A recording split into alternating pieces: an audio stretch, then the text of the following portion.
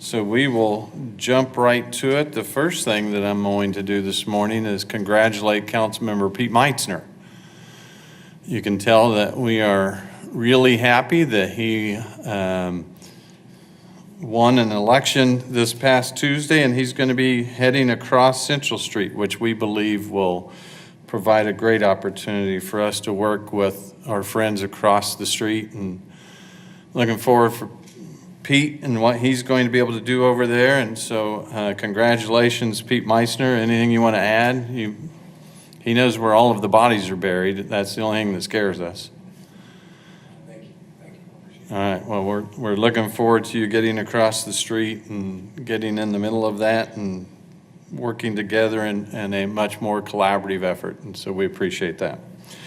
Want to talk about the water rebate. Don't miss the opportunity to save on new high-efficiency appliances again. The 2018 Water Conservation Rebate Program will end soon, but there's still time to submit your application. 8 different devices and appliances are eligible for rebates up to $100, including low-flow toilets, high-efficiency dishwashers, clothes washers, and more. So a list of all of those items can be found online, and other program details are available at wichitawater.com.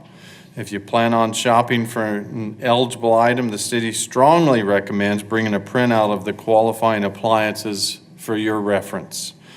Rebates are available to all customers having active accounts with the City of Wichita Public Works and Utilities for the delivery of potable water. Applications will be accepted at the Environmental Health located at 1900 East 9th Street through the end of this year. Applications for rebates must be postmarked no later than 90 days after the purchase of a qualified product. There's a limit of 5 rebated items per water customer account. And again, all of this information is available to you on wichitawater.com. Digital Cities, want to share some great news there. Wichita is the top 10 winner for the Center for Digital Government's Digital Cities Survey. This award recognizes cities that are using data technology to be transparent and improve a wide range of city services and initiatives. I'm guessing this goes well beyond Pete Meitzner's face plant page that you fondly referred to. One of my goals as mayor has been to increase transparency and community education, from increased open data efforts to more robust social media, community service classes, and being extremely reachable through district advisory boards, monthly walk-along wells, community breakfasts, and more. We aim to be transparent and collaborative as possible, and certainly the digital era is upon us, and that's one way to reach out to people and make it convenient for them to engage their government. Our next announcement is a fun announcement. That's why we have a room full of people here.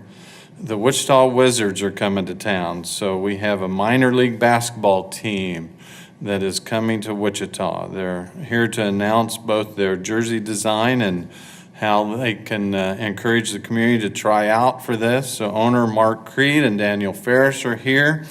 The new team has adopted our city's name. They have a neat logo. We're looking forward to adding one more quality of life amenity to our city.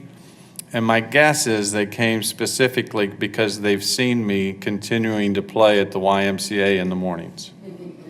I'm going to turn it over to you all. Well, first, good morning. My name is Daniel Ferris. I am the GM of the Wichita Wizards. And Mayor, we would like to present you with a jersey and the first official jersey of the team. So there you go. Has a logo on the front and then your name on the back. That is. Should I wear this in the morning at the Y pickup game? You definitely would have a one-of-a-kind article, that's for sure. Absolutely. Well, thank you very much. We're looking forward to it and looking forward to hearing how people can try out. You've got some pretty exciting stuff, so you ready to share? Sure. The first thing I want to announce is just our sponsors, mainly the sponsorship for our Diamond in the Rough tryout later in the month, and that is going to be Jewelry Savers, just a local jewelry store that partnered with us.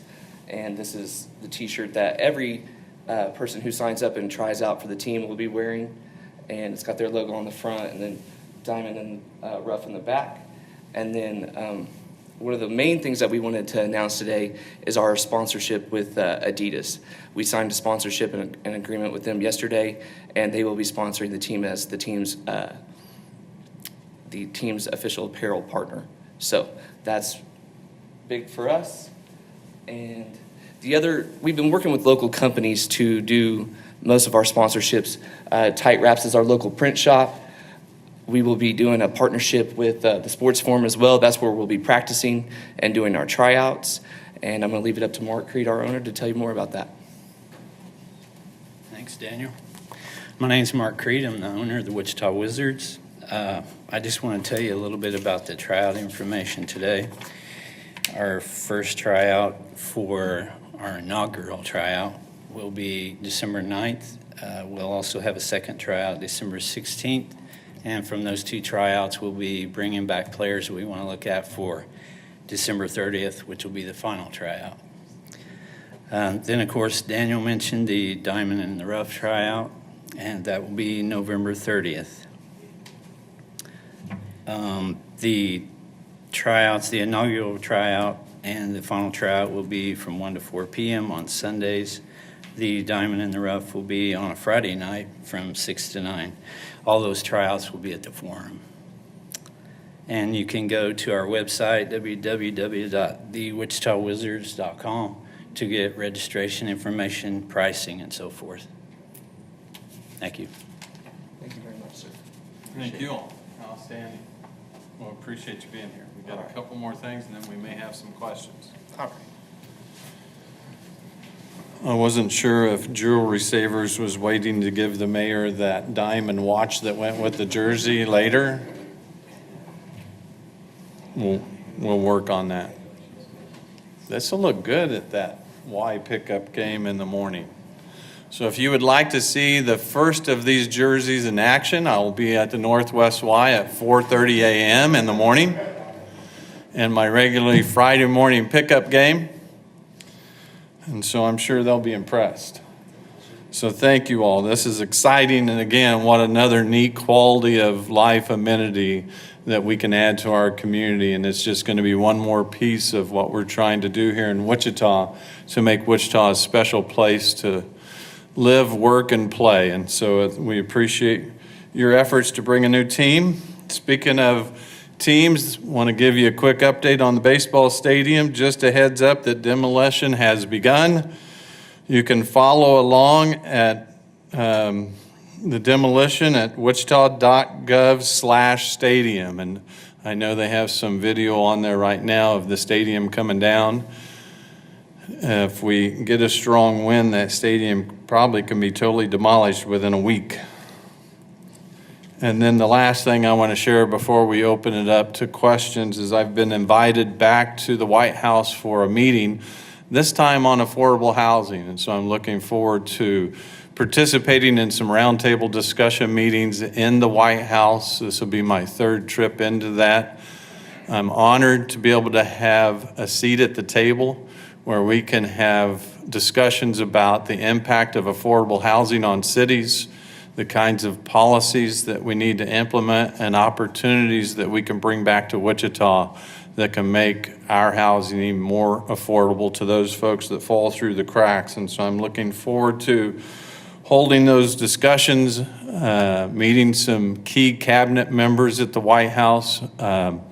I know I'll get the opportunity to have a conversation with Ben Carson, so looking forward to that opportunity. But again, it's an honor to be invited to the table to have discussions on important topics like affordable housing. So looking forward to those discussions. So thank you all for being here. Pete, anything you want to add yet? Have to be nice to him. He's going to be a county commissioner.